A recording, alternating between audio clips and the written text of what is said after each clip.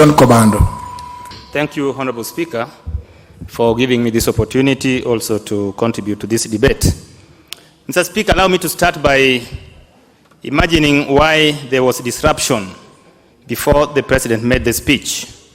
I want to believe that it is because of the consistencies in the promises that the President has been giving before, and that is why you could read and predict to the word what he was going to say.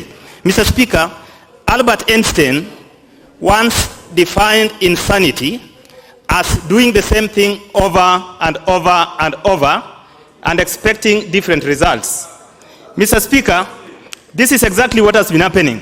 The President's speech lacked in strategy.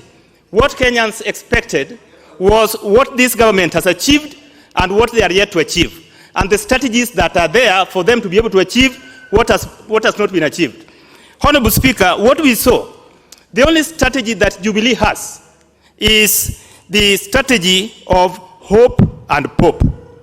That there is hope. Obama came and said that there is hope in Kenya and therefore you will be able to deliver.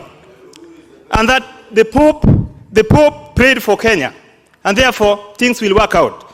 Mr. Speaker, hope is not a strategy.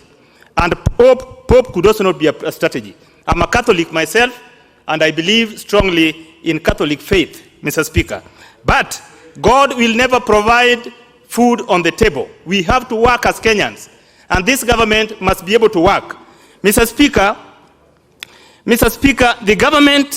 this government has not delivered anything. And we want to see a government that works better and costs less. Mr. Speaker, in this government, Mr. Speaker, the amount of money, the cost of delivering services to Kenyans is more or less three times the service that has been delivered. Corruption, Mr. Speaker, has become the flagship project of Jubilee government. And something needs to be done. The country is bleeding, Mr. Speaker. The country is bleeding and there's loss of confidence in this government. Unless something is done, Mr. Speaker, then this country will end up with a spiraling and predictable direction that will not lead us anywhere. Honorable Speaker, we need to work together as a nation. And as a leader, Honorable Speaker, leaders are change agents. And we need to bring people together so that we move together to be able to make changes in this country. Success does not occur in a vacuum, Mr. Speaker. You need people, and people also need you. You cannot go it alone. So we need to work together as a country without leaving some section of this country behind.